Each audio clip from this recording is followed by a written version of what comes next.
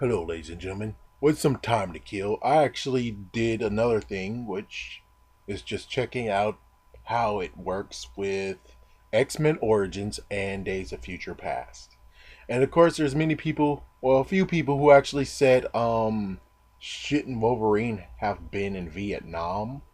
Because, well, that's one thing that they did with X-Men Origins. Just the fact of they put him in so many wars from, ooh, man, there's so many wars. There's just so many wars they put them in, and for anyone who wants continuity, or at least want Wolverine Origins to actually be a part of this sequence of movies, I would like to tell you I'm sorry, but yeah, it looks like yeah, X-Men Origins got trashed in this one as well.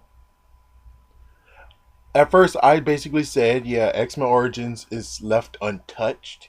But sadly, there is one little thing that happened. I mean, the good news is that it could have been fixed, but they kind of needed the person who played a Sabretooth to come back. Or at least had a phone call or some kind of crap. You know? So here's how it goes, is that in X-Men Origins, when they were actually in Vietnam, I'm not sure exactly if it's all of it, but I'm just gonna say as I see it. Basically, at Vietnam, Sabretooth and Wolverine were both in a helicopter or in a chopper, and Sabretooth was trigger happy, shooting as many people as he could with the gun, and you had Wolverine saying, "That's enough, Victor. That's enough." And with that, it basically goes into the fact of what happened when they got on land in Vietnam.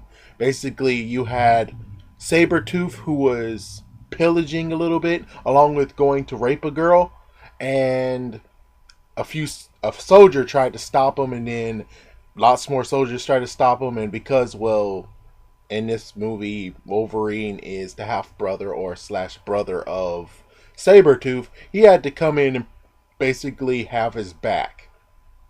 And because of that, basically they had a fire squad shooting them.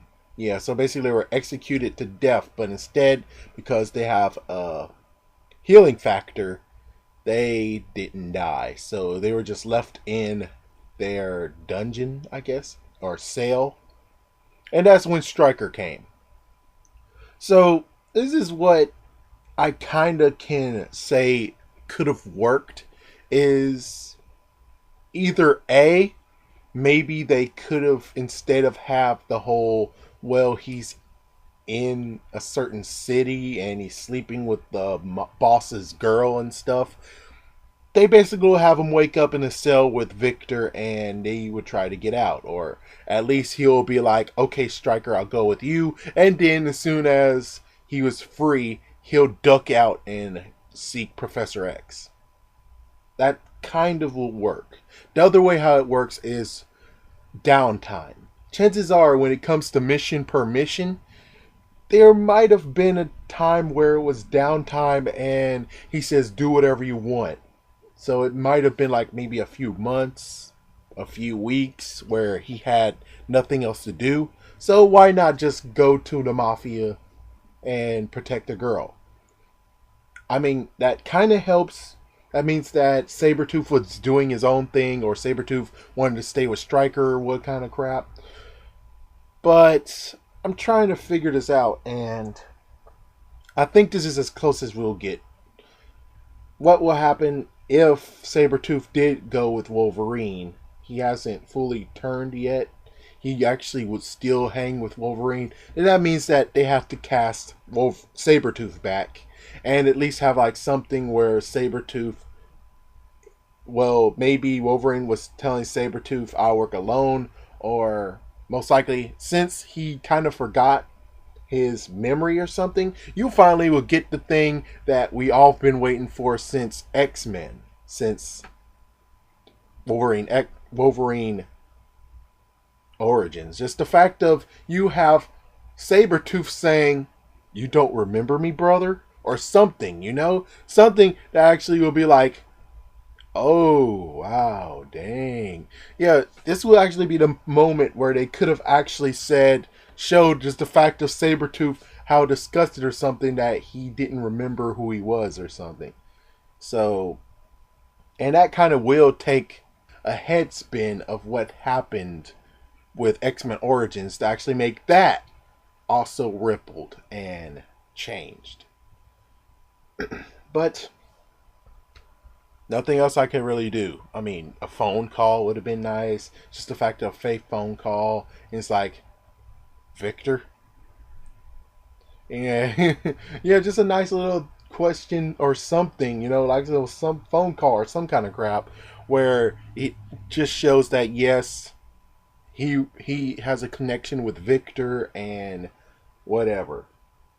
I mean, I don't want them to actually just go out of their way and being like, oh, well, since Victor and Wolverine, they're both were together at this time, we're going to have to cast that guy and write him in, at least have him something. And yeah.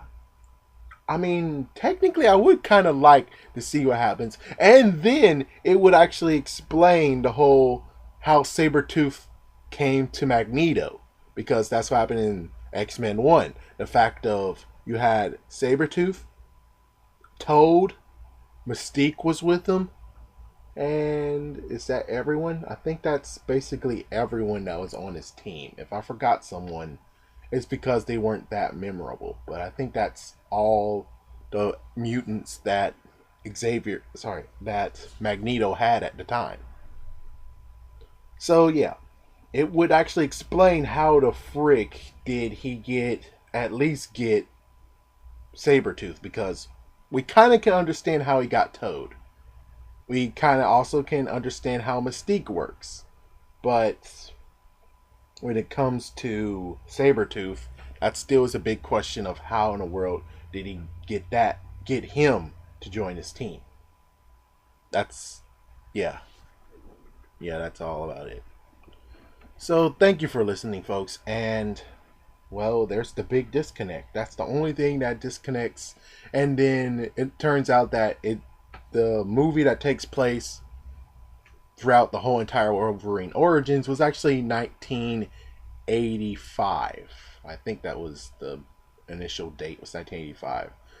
So if the previous one, the one for Days of Future Past, that actually happened like in the 70s. Yeah, 72. So that means 13 years gap where you have Xavier losing his hair. Which, yeah, that's the worst part about it. It's just the fact of then you have to explain why Charles Xavier looks like how he does. And so, yeah, sadly, those are the two cough ups that happen with both of the movies. So, yeah. Shoot. Well, we still don't know an explanation of how in the world did Xavier save himself from X-Men 3, technically, so yeah.